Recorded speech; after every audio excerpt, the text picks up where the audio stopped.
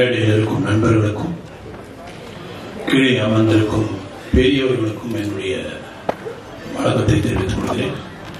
என்னுடைய நண்பர்களான மீடியா, பத்திரிகை, டிஜிட்டல் அத்தனை பேருக்கும் என்னுடைய வணக்கத்தை நான் தெரிவித்துக் கொள்கிறேன். ரெட் ஃப்ளவர் விக்னேஷ் எனக்கு ஒரு 2 வருஷம் முன்னாடி வீட்டுக்கு வந்து என்கிட்ட ஒரு டைரக்டர் கூட்டிட்டு வந்து தர சொன்னார். சொல்லும்போது எனக்கு உண்மையிலேயே அந்த லைன்ல இது எப்படி பண்ண போறாங்க, என்ன விஷயம் எனக்கு தெரியல அப்படின்ற மாதிரி நான் யோசிச்சுட்டு இருந்தேன். ஆனா அவர் அவர் கொடுத்த அந்த எக்ஸ்பிளனேஷனும் அந்த இதுவும் ரொம்ப கிளியரா அண்டர்ஸ்டாண்ட் ஆச்சு. ஏன்னா இதை நீங்க கதையா அப்படி பார்த்தீங்கன்னா கதையா தெரியும். ஆனா அந்த விஷயத்துல நிறைய உள்ளுக்குள்ள நிறைய அர்த்தங்கள் இருக்கு, நிறைய விதமான டெக்னிக்கல் விஷயங்கள் இருக்கு. ஏன்னா அவரே ஆண்ட்ரூன்றவரே இந்த டைரக்டரே ஒரு மிகப்பெரிய ஒரு very good technician in CG, that is இந்த கிராபிக்ஸ்ல அவர் கொஞ்சம் எக்ஸ்பர்ட் அவர். ஏன்னா எப்பவுமே ஒரு கிராபிக் அப்படின்றது என்னன்னா நம்ம ஒரு டைரக்டர் என்ன விஷுவல் பண்றோமோ அதை ஒருத்தருக்கு சொல்லுவோம், அதை அவர் கொண்டு போய் அவங்க டீமுக்கு சொல்லுவார். அந்த டீம் இதை செய்யும்.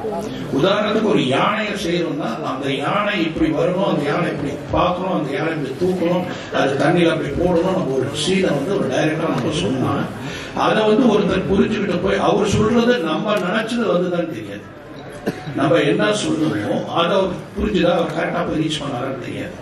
ஆனா அவர் அதுக்கப்புறம் சொன்ன பிறகு இத தந்தத்தை ஒருத்தர் பண்ணுவாரு, கண்ணை ஒருத்தர் பண்ணுவாரு, எலும்பு ஒருத்தர் பண்ணுவாரு, தும்பிக்கை ஒருத்தர் பண்ணுவாரு, அந்த பேக்ரவுண்ட ஒருத்தர் பண்ணுவாரு. இத்தனை பேர் ஒர்க் பண்ணுவாங்க. ஒரு சீஜன் சாதாரண விஷயம் கிடையாது.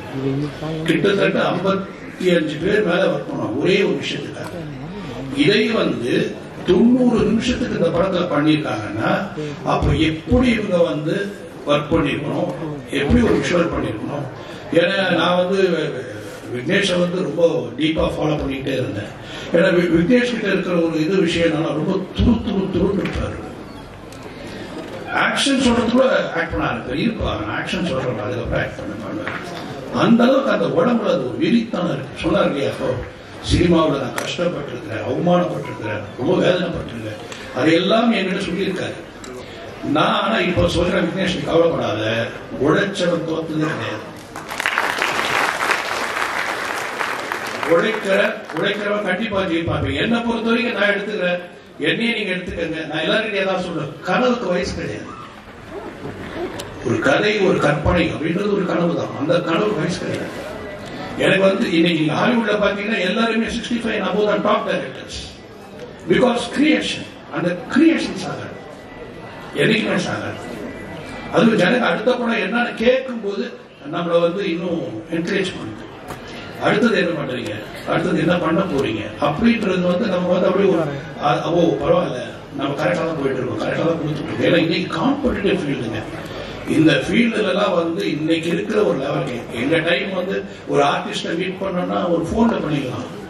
இப்போ ஒரு ஹீரோ மீட் பண்ணோம்னா எந்த ரூட்ல போகணும்னே முதல்ல அதுக்கு ஒரு ஸ்கிரிப்ட் பண்ணணும், அவர் எப்படி போய் பார்க்கணும், என்ன பண்ணணும் எப்படின்ற மாதிரி. அந்த அளவுக்கு இன்னைக்கு எல்லாருமே வேற வேற லெவலுக்கு போயிருக்காங்க. ஒவ்வொருத்தரும் இண்டஸ்ட்ரியே வேற லெவலுக்கு. அதுவும் காம்படிட்டிவ் டைரக்டர்ஸ் எல்லாம் பாத்தீங்கன்னா they are not visualizing extremely extraordinary. வேற வார்த்தையை நான் சொல்ல முடியல. அதே மாதிரி சில லாங்குவேஜ் படங்கள்லாம் பார்க்கும்பொழுது நீங்க ஓடிடி மூலமா நம்ம சில லாங்குவேஜ் படம் பார்க்குற வாய்ப்பு நமக்கு கிடைக்குது.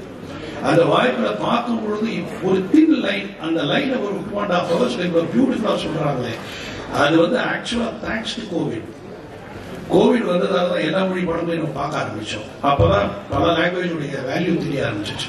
இப்போ அதுக்கு காம்படிட்டிவா தமிழ் படம் பண்ணணும். தமிழ் படம் அதுக்கு காம்படிட்டிவா, அதுக்கு ஈக்குவலா, அதுக்கு உண்டான ஸ்கிரீன் பிளே பண்ணி அதுக்கு அந்த லெவலுக்கு என்ன புதுமை பண்ண முடியும் அப்படின்னு யோசிச்சு என்னைக்குமே. ஏன்னா எங்களை பொறுத்த வரைக்கும் நான் எப்பவுமே சொல்லுவேன், நீங்கெல்லாம் படிச்ச பாடத்தை உங்க ஸ்கூலோட உங்க காலேஜோட முடிஞ்சு போயிருக்கோம், என் உள்பட. ஆனா தினமும் ஒருத்தன் படிக்கிறான், தினமும் ஒருத்தன் மனப்பாடம் பண்றான், தினமும் ஒருத்தர் ஒப்பிக்கிறான். அதான் நடிகை. ஒரு ஆர்டிஸ்ட் தினமும் படிக்கிறாங்க, தினமும் என்னன்னு தெரிஞ்சுக்கிறாங்க. சோ ஒரு ஆர்டிஸ்ட் பல கேரக்டர் பண்றாங்க. பல கேரக்டர் பண்ணும் பொழுது அவங்களுக்கு ஒரு டாக்டரா, ஒரு இன்ஜினியரா, ஒரு லாயரா, ஒரு பிசினஸ் மேனா, ஐடி ஸ்டூடெண்டா, அதுக்கப்புறம் வந்து ஒரு ஏழையா, இத்தனை கேரக்டரும் பண்ணும் பொழுது அந்த ஆக்டருக்கு எத்தனை பேர் எஜுகேட் பண்றான்னு பாருங்க.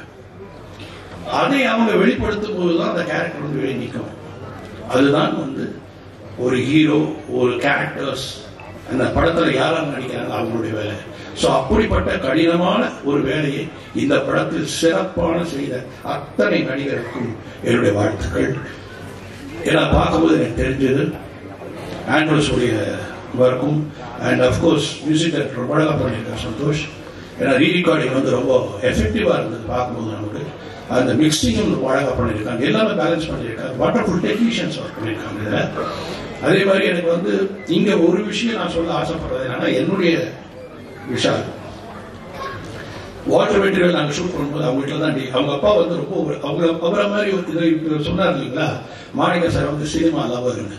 அதே மாதிரி ஒரு மிகப்பெரிய லவர் அவங்க அப்பா. அவங்க அப்பா வந்து படம் எடுக்கணும். நான் அப்பா பண்ணும்போது வாட்டர் மெட்டீரியல் எல்லாமே அதை ரீமேக் பண்ணணும், இதை ரீமேக் பண்ணணும், இந்த படம் இருக்கணும், அந்த படம் இருக்கணும். அப்படி ஒரு மிகப்பெரிய ரசிகன். அந்த ரசிகனுக்கு பிறந்தவர் எப்படி தப்பாயிடுவாரு? நான் பார்க்கும்போது வீடியோ கேம் ஆடிட்டு இருப்பாரு. மத்தியானம் வீட்டில் தான் சாப்பாடு இருக்குது. 4 நாள் நான் கர்நாடகத்தில் ஷூட்டிங் எடுத்தேன்னா 4 நாள் எனக்கு சத்யராஜ் சாருக்கெல்லாம் அவங்க வீட்டில் தான் சாப்பாடு, அவங்க தான் சாப்பாடு கொடுப்பாங்க. அதை வந்து அந்த அளவுக்கு எங்களுக்கு வந்து தினம் ஒரு டிஷஸ் ஒரே, அதாவது ரோட ஓடி துரத்திட்டு ஒரு சீன், அந்த மாதிரி ஒரு சீன். ஆனா அந்த மாதிரி கவனிப்பு அவங்க அம்மா விஷால், அந்த அவங்க அப்பா ஜி.கே. ரெட்டி சார், அவங்க எல்லாம் வந்து ஒரு அந்த மாதிரி ஒரு ஃபேமிலியில பிறந்த ஒரு புள்ள இன்னைக்கு இந்த அளவுக்கு வளர்ந்தது இல்லாம ஒரு மேடி அப்படி ஷேக் பண்றாரு. ஷேக் பண்ணி அதுக்கு உண்டான ஒரு எசன்ஸ் ரொம்ப அருமையா சொன்னாரு. எதுக்காக தனக்காக நான் செய்யல, இந்த மேடையில நான் இதை செஞ்சது காரணம் இந்த படம் ரெட் ஃபிளவர்ன்ற படம் வந்து எல்லா இடத்துலையும் போய் சேரணும், அதை ரீச் பண்றதுக்காக தான் நான் இந்த மாதிரி ஒரு விஷயத்தை பேசுறேன் அப்படின்னு சொல்லும் போது அந்த நல்ல மனசு இருக்கிற வரைக்கும் என்னைக்குமே விஷால் நல்லா இருக்கு. ஏன்னா சினிமால அடுத்தவனோட வெற்றியை பார்த்துட்டு ஐயோ அப்படின்னு நினைக்கிறேன். அப்படியா, நல்லா இருக்கா, நீங்க படம் நல்லா இருக்குன்னு சொல்லி பாருங்க, நல்லா இருக்கா, நல்லா இல்லையா, யாரும் சொன்னாங்களே, ஏன் ஐயா நல்லா இருக்குன்னா சந்தோஷப்பட, நல்லா இருக்குன்னா சந்தோஷப்பட்டாங்க, நமக்கு நாளைக்கு நல்லது நடக்கும். இப்ப மாணிக்க சார் மாதிரி ஒரு ப்ரொடியூசர் வந்திருக்காருன்னா காளிகாம்பாள் யாரை வச்சு, காளிகாம்பாளை வச்சுட்டு வந்திருக்காரு, அண்ணாமலையாரை வச்சுட்டு வந்திருக்காரு. சோ அவர் எப்படி வந்து இதுல வந்து ஒரு தோப்பாருன்னு எனக்கு தெரியாது. கண்டிப்பா அவருக்கு மிகப்பெரிய வெற்றி இருக்கு. அதே போல ஒரு டைரக்டரோட கதையை டைரக்டரோட வேலை என்னன்னா, முதல்ல அந்த ஹீரோ ஹீரோயின் அந்த ப்ரொடியூசர் ஃபர்ஸ்ட் ப்ரொடியூசரை கன்வின்ஸ் பண்ணணும். தயாரிப்பாளருக்கு கதை பிடிச்சிருந்தா அடுத்தது இந்த கதாநாயகனா இவர் இருந்தா நல்லா இருக்கும் நம்ம சொல்லுவோம். அந்த கதாநாயகிட்ட என்னுடைய டைம் நான் சொல்றேன், ஏன் அந்த கதாநாயகிட்ட போ, அந்த கதாநாயகிட்ட கதை சொல்லுவோம். சொன்ன பிறகு அந்த படத்தை நாங்க இத்தனை நாள் எடுக்கணும் ஒரு ஷெட்யூல் போட்டு தருவோம். அதை போட்டு கொடுத்த பிறகு அந்த நாளுக்குள்ள முடிக்கணும் அப்படின்னு பிளான் பண்ணுவோம். முடிச்ச பிறகு எங்களுடைய முதல் வெற்றி அப்படின்றத தயாரிப்பாளரை திருப்தி பண்றது. அவர் நல்லா இருக்காரு, நல்லா இருக்குன்னு சொல்லிட்டார்களே நம்ம முதல் படி இருக்கணும். 2வது படி அதை வாங்கின விநியோகஸ்தர்கள் நல்லா இருக்குன்னு சொல்றாங்க, அவங்களுக்கு பிடித்திருந்தால் அடுத்த படி ஏறும். அதுக்கப்புறம் தான் 3வது ஆடியன்ஸ் கிட்ட நம்ம போவோம். இத மாதிரி ஒவ்வொரு ஸ்டேஜ் ஆஃப் சக்சஸ். ஆனா இன்னைக்கு மாணிக்க சார் பக்கத்துல உட்கார்ந்து சொல்றாரு, இந்த படம் பாருங்க சார், ஃப்ரைடே சாட்டர்டே சண்டே எல்லாம் ஃபுல்லா அந்த அளவுக்கு இருக்குது. இவ்வளவு சந்தோஷப்படக்கூடிய அளவுக்கு இந்த டீம் அவருக்கு ஒரு படம் கொடுத்தாருன்னா அந்த ப்ரொடியூசர் நினைச்சு இந்த இண்டஸ்ட்ரி நிற்பாருன்றது எனக்கு நம்பிக்கை. கண்டிப்பா நிற்பாரு அந்த அளவுக்கு. அதே மாதிரி எனக்கு எல்லாரையுமே ஆண்ட்ரூஸ் வந்து again once again I am appreciating Andrews. ஏன்னா ஃபுல்லா கிரீன் மேட்லயே ஒர்க் பண்ணியிருக்காரு. சந்திரமுகியில கூட நீங்க ஒரு காத்தாடி சாங் பார்த்தேன், 3 பேர் கொடுத்தாரு. அதுல ஒருத்தர் காத்தாடி சாங் கூட வந்தார், வெறும் ஸ்கை எடுத்து கொடுத்துட்டு காத்தாடி எடுத்து கொடுத்தேன் பண்ணிட்டுப்பான்னு சொல்லிட்டாரு. அவர் எடுத்துட்டு வந்து கொடுத்த உடனே காத்தாடி வந்து ஸ்கைல ஷேடோ இருக்குது. அப்புறம் அவர் கூப்பிட்டு சொன்னேன், ஏன் காத்தாடி எப்படியா ஸ்கைல ஷேடோ வரும்? சோ அந்த அளவுக்கு ஒர்க் பண்றாங்க, அந்த அளவுக்கு யோசிக்கணும், அந்த அளவுக்கு பண்றாங்க. இது ரொம்ப சாதாரண விஷயம் கிடையாது. அதை வந்து அப்புறம் இன்னொரு இது பண்ணி திருப்பி கரெக்ட் பண்ணி ஒரு விஷயத்தை 4 வாட்டி பண்ணி 4 வாட்டி பார்த்துட்டு தான் பண்ண முடியும். அந்த மாதிரி இந்த படம் பூரா மேக்சிமம் கிரீன் மேட்ல விஷுவல் பண்ணிருக்காங்க. He is so confident. கதை வந்து எப்பவுமே இயக்குனருக்கு தெளிவா இருக்கணும். கதை இயக்குனருக்கு குழப்பமாச்சுன்னா வாத்தியாருக்கு பாடத்துல சந்தேகம் ஏற்பட்ட மாதிரி, ஒரு வாத்தியாருக்கு சந்தேகம் ஏற்பட்டா பசங்க காலி, டைரக்டருக்கு சந்தேகம் ஏற்பட்டா ப்ரொடியூசர் காலி. அதனால டைரக்டர் தெளிவா இருக்கணும். அந்த தெளிவான டைரக்டர் நான் பார்த்தேன். அவர் கண்டிப்பா நிச்சயம் மிகப்பெரிய அளவுல வருவாரு. விக்னேஷ், இன்னொரு வாட்டி சொல்றேன், this is your round, this is your time and you will achieve. நான் சந்திரமுகி நீ என்கிட்ட கேட்டு கேட்டு கேட்டு கேட்டு நீ நடிச்ச, நான் உன்னை கேட்கிற டைம் வரும். இப்போ நான் தைரியமா சொல்றேன், நானே உங்கள்கிட்ட கேட்கிறேன். God bless you. You lost with the unit and everyone. எல்லாருக்கும் என்னுடைய வணக்கங்கள், எல்லாருக்கும் என்னுடைய பாராட்டுகள். கண்டிப்பா நம்ம சக்சஸ் மீட் பண்ணுவோம். தேங்க்யூ. Thank you sir. விஷால் இங்க இருக்கிறதுனால ஒரு வரலாற்று செய்தி இங்க பதிவு பண்ணணும்னு ஆசைப்படுறேன். 29/8/1979 நடிகர் சங்கம் திறந்து வைக்கப்பட்டது. திரு எம்ஜிஆர் அவர்கள் சிஎம்ஆ இருக்கும்போது 4 மொழி கலைஞர்களும் அந்த நிகழ்ச்சியில கலந்துகிட்டாங்க. 46 வருஷங்களுக்கு பிறகு மீண்டும் புது பொலிவோட நடிகர் சங்கம் மிக பிரமாண்ட முறையில தயாராயிட்டு இருக்கு.